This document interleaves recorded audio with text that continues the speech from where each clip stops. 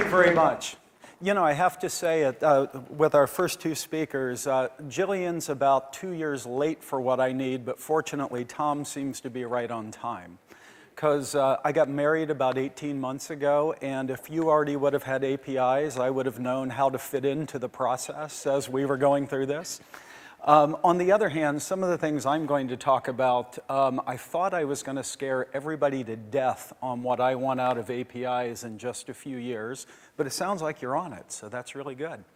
So I have actually a very interesting journey through all this. I am a longtime unified communications and networking guy. Spent a lot of years at Cisco building voice over IP and video over IP systems. Really thinking about how cool it would be if there were APIs you could hook into all those things. And then a few years ago, I actually got very interested in the extreme edge of the communications network, the part that actually hangs on your body. So I thought it was pretty cool to think about what could be done with headsets, Dick Tracy-style wearables, other kinds of devices. And I actually launched off to Plantronics to get involved in that.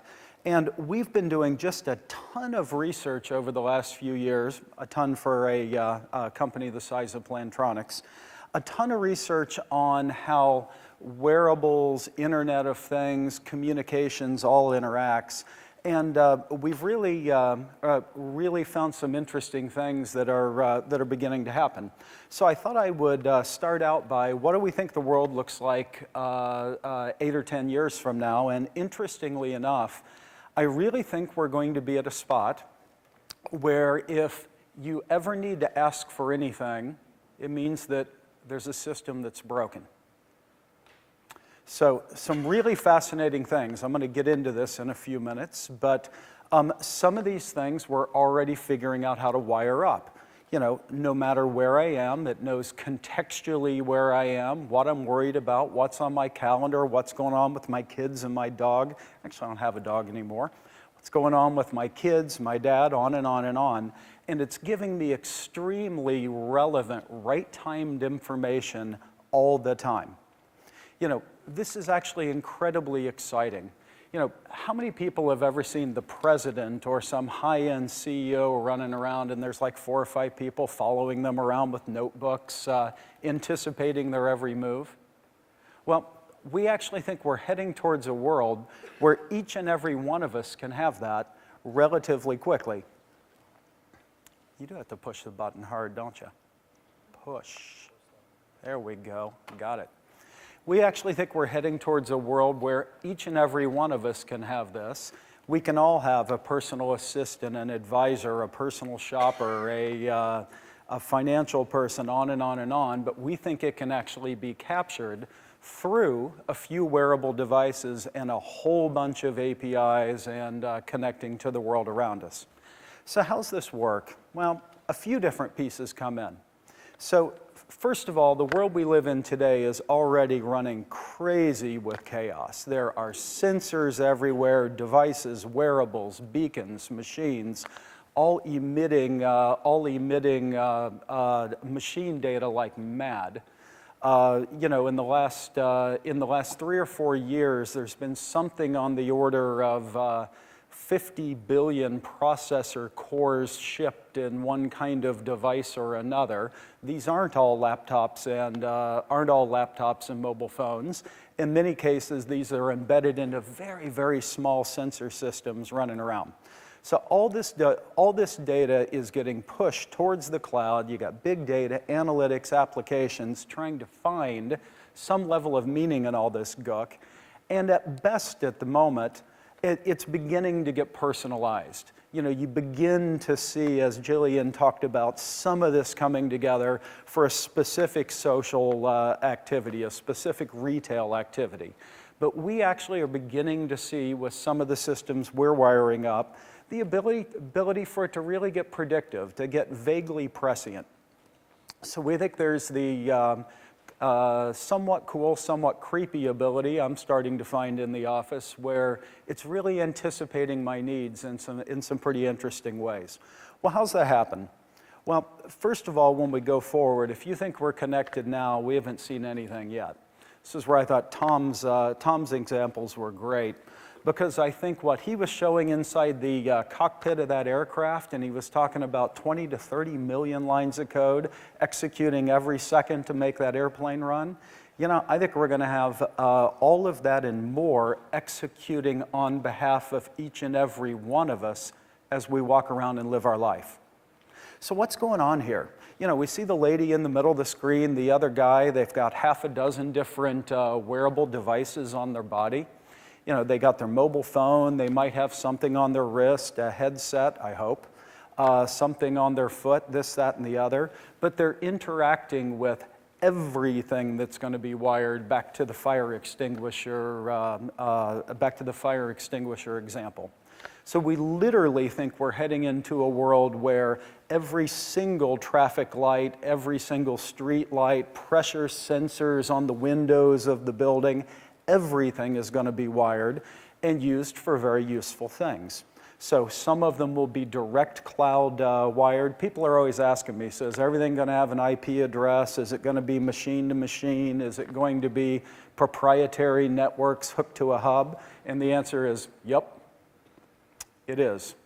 All of the above, all interacting going forward. So how the heck are we going to use this stuff? Well, very simply, even in my business, I spend an awful lot of time trying to figure out how to give a phenomenal audio user experience today. We'll talk about some of what we're doing in the future, but even when you got one of these guys on and you're walking down the street, today I do things to figure out how we squash the background noise so people can't tell what's around you. Well, as we begin to experiment interface this through APIs with the sensors around us, we can do stuff like understand, based on the pressure sensors and microphones on the buildings, that there's a bus coming this direction, characterize the speed, dynamically shape the noise suppression algorithms to make sure that you don't hear it at all, but yet, as it passes through, reshape it a different way to increase the fidelity of the conversation. So all of these things are coming in literally every single experience that we're involved in. So we think that's going to be the new normal pretty quickly. And we're already seeing it. So today we're already awash in devices of every kind. So we find ourselves trying to figure out how to create a better experience when you walk into a room. If I walk into a room and I'm just a little bit above my ideal temperature because the devices know me, how do I interact with the thermostat and get it to be just right? If it's myself and Maribel walking into the room, how do we create this interesting election system and figure out how to set the temperature, the lights, etc., to some happy compromise between what I like and what she likes? If we're scheduled to have a creative meeting, how do we bring that in to subtly shift it into a more creative atmosphere? And yet at the same time, if we're trying to make a decision, tune things just a little bit differently. So all things we're working on, but we got to kind of sort out the APIs and all of this to make it work. So today, we find even at Plantronics that all of these devices are kind of flinging all of this data upwards across this increasingly wireless network towards a cloud that's got stunning amounts of data in it at this point. Funny story about the data. You know, a few months back, everybody here knows about big data, right? Well, you know, big data is going mainstream when, well, I'm on the phone with my mom and she says, this big data thing. yeah. She says, how big is it? I said, well, big. That didn't satisfy her. So I said, well, let me think about it and I'll get back with you. So, you know, I go away and I come back about a week later and I say, well, Mom, you remember when I was a kid and you took me to the Library of Congress in Washington, D.C.? Has anybody been there? Fabulous, huge archive, Raiders of the Lost Ark building with, you know, all these huge halls of stuff. I said, well, Mom, you know, do you think all the stuff in there's big? She says, yeah. I said, well, okay, well, right now there's about 72 million Libraries of Congress worth of data on the internet, and it's doubling about every 18 months. She's like, wow, wow. She says, how the hell do you ever find anything? I said, well, you know, that's kind of what analytics and indexing is about. It's really cool. And she says, well, but Joey, you know, my mom still calls me Joey, says, well, even if you got a card catalog across 72 million Libraries of Congress, who's filling out all the index cards and getting all that, who's filling out all the index cards and putting it in the box? And I said, well, that's what analytics is about. You know, that's the thing over on the one side. Analytics are the index cards that kind of know how to find all the different things. It has the summaries. And she says, yeah, but when you were a kid, you weren't very smart. She said, so, you know, even when I took you to the library, even with the card catalog, you kind of didn't know what to do. So she says, in this huge new world, you know, where are we going to find enough little old ladies for you to ask the questions of so they can pull the one little drawer of the card catalog and tell you to look about here? And I said, well, actually, you know, that's kind of what we're trying to do at Plantronics. You know, we're building little old ladies to pull the card catalog for you, right? The idea being that, click. Notice Jillian didn't have problems. It's Tom and I that, you know, don't know how to do this. It is, apparently. So, you know, the idea is if we can actually get some agent actually on you, on the human being, that is understanding what you're near, what you're looking for, how you seem to be feeling, we can always be shifting that data and trying to find just the right stuff for you. And fortunately, in the end, that reasonably satisfied my mom. She seems to think I'm building robotic little old ladies now for a living, but it's going to help us. It's good. So, you know, there's a bunch of API considerations to do that we're all dealing with today, and I'm actually going to spend no time on this one. So for the last 2 or 3 years, we've actually been flailing through all the, how do we get into this data and that data, and who owns what, and kind of how's it all work, so we can create the situation where I can actually hook into the lighting system, and hook into the calendaring system, and hook into UC, understand what I'm doing, what Maribel's doing, and kind of try and figure out and anticipate what we need next. You know, it turns out this was utterly the wrong problem to solve because it's not where we're going. This is where I was so thrilled to hear Tom talk a couple of minutes ago, because the next slide is really what goes on. As you wander through your day, the context that you're in, what you're looking for, what's going on, changes. It's a little bit like Tom's cockpit, but for every single person. Maybe? Yeah, there we go. You know, so as we watch this guy just walking into his building, this is actually an engineer that works for me. If you think about it, his precise context is changing multiple times per second. So if what I actually want to know is who is near the door and can react to an emergency for me, the answer is Ben for about 2 seconds, and then it isn't. Suddenly it becomes Joe. If the answer is who is currently at their PC looking towards the screen and isn't on a call so we can route something through, the idea is we need to be able to take all of this contextual information, push it up very much in real time so we can answer those instantaneous questions Tom was talking about of who's available right now, who are the 4 people we can put on this particular workflow, who's actually in a creative frame of mind at this exact moment, so we should route a particular kind of problem to them. All the kinds of things we're working on, and it's been worrying us quite a bit that this is becoming possible with the wearables, but we've been actually a little bit worried about the API side of things. So we think if we can get the APIs to actually work around all this, then we're really onto something. So things we've been worried about, and I think you were talking about it a little bit, Tom. First of all, real-time analytics. So we actually need to know in real time who is near the coffee machine, who is near the screen, who is working in a particular document. You know, we've actually been talking with some racing teams about some of the things that we're working on, and it does powerfully little good to know 2 days later or even 2 laps later that the tire was beginning to vibrate and the driver was feeling fatigue. You need to know that in milliseconds so you can react, okay? So real-time analytics, incredibly important. Extraordinarily low latency publish subscribe style APIs are going to get terribly important in all this. I can't poll for data, I need to be told. With that in mind, one of the pieces we're very worried about is we think an awful lot about, for lack of a better word, semantic triggers.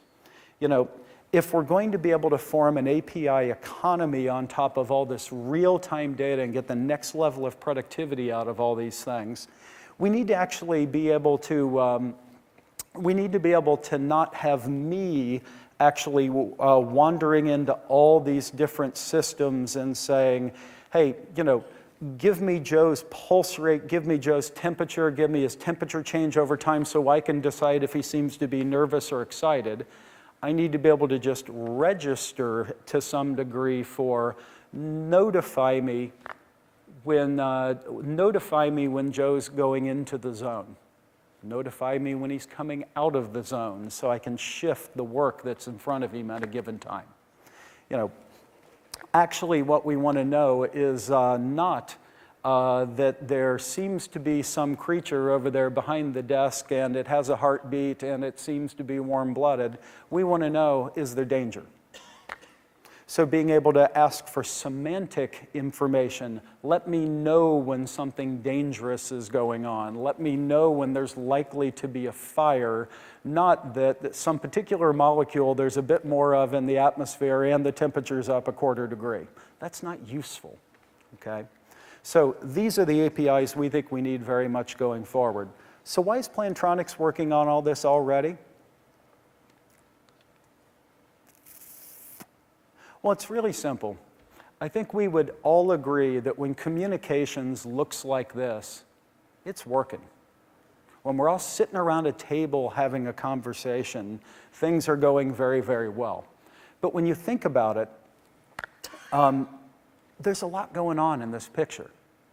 You know, you're hearing each other in stereo, no question. The audio is spatially placed. You know, you can move your head a little bit to figure out where sounds are. Everybody in this room has a phenomenally sophisticated digital signal processor working on their behalf. It's called the human brain.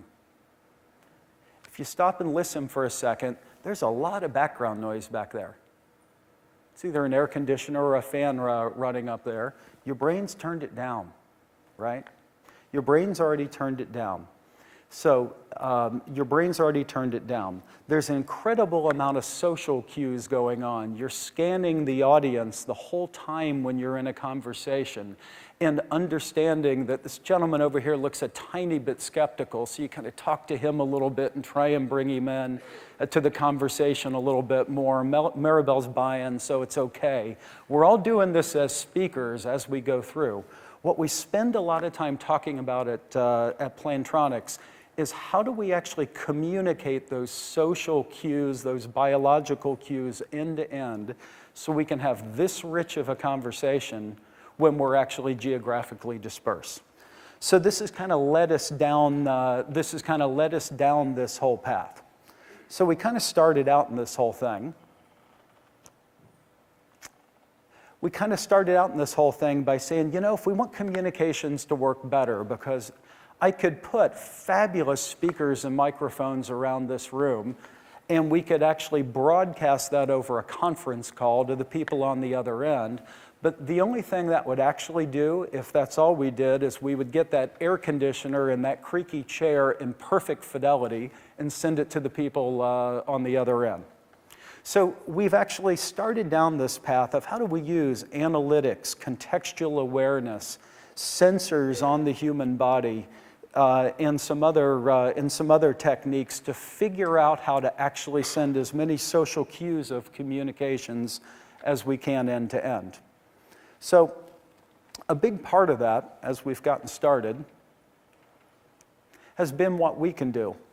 So it's not quite 20 or 30 million lines that Tom talked about, but we've actually started loading our devices up with tons of sensors. They actually know if they're on your body or off of your body, how near and far they are from different devices in your life, like your cell phone, a PC, etc. I brought one somewhere. 2 sets of temperature things. So I actually know the temperature of your skin and the temperature, the ambient temperature of the air around you. Moisture sensors coming in some of them. The idea being, by loading all this up, we can understand the environment you're in. Oh yeah, this one even knows which direction your head's facing. So if anybody wants to see a cool demo, you can find me on the break. So by loading all these things up, what can we actually begin to understand and communicate end to end? So it's really interesting. One of the things that I found already, for good or for evil, is it turns out that when I have this guy on, first of all, it is amazingly clear if it is me or if it is somebody else wearing my device. So we're able to understand proximity, real-time communications, pedometers, fall detection, temperature, on and on. But over time, you can also begin to get an understanding of what does Joe look like when he's engaged and interested. And I guarantee you, Tom looks different. Even if Tom studied the way I move my head and the way I nod, if he put my headset on, I'd know it was somebody else. You can figure out if somebody is engaged, figure out if they're skeptical, and begin to shift and create and use a new level of understanding around all these things. So the real key is how do we push those up a little bit farther through the APIs? Some of it's already there. The future isn't that far away. We're already doing these types of things. We've already wired up our building, so if I'm on a call and if my boss calls me, he loves video for some reason, it can actually whisper to me where the nearest video room is, so I can walk in and it'll seamlessly transfer. It can actually let me in the building if it's my device, but it won't let Tom in with my device, kinds of things. But we actually think we can get the rest of this done as the APIs continue shifting. So that's it for me, Maribel.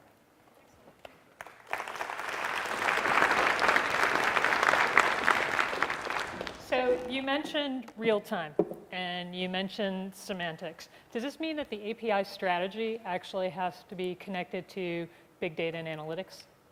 I think there's, so the short answer is yes. And I think the big data part of it's really, really interesting, because when we talk about real time, the things that are near real time but not real time, I can afford to go get data from 4 different sources and then munge it together myself, although it's complicated. If we're in true real time with something semantic, I need to register a single place for meaning and have all of that done behind the scenes from me, the consumer. So there could be sort of the concept of my personal cloud, of my personal contextual information that you could then use APIs to access if I allowed you to. No could be. I think we absolutely, as we all walk around as human beings, right?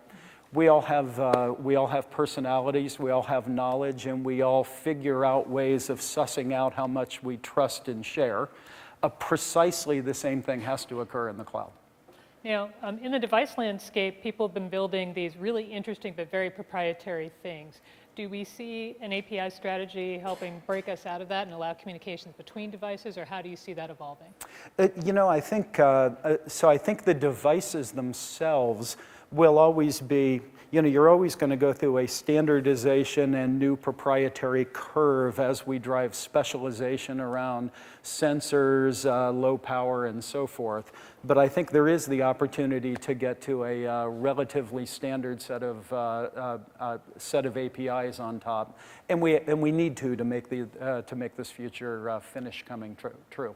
Yeah, and then I imagine the question is, how do you drive the right business model around that so you can share data, still have your own value, but also be able to share data with other tools? Well, Joe, I want to thank you so much for your time and telling us your story about what you're doing at Plantronics. Yeah. Thank you.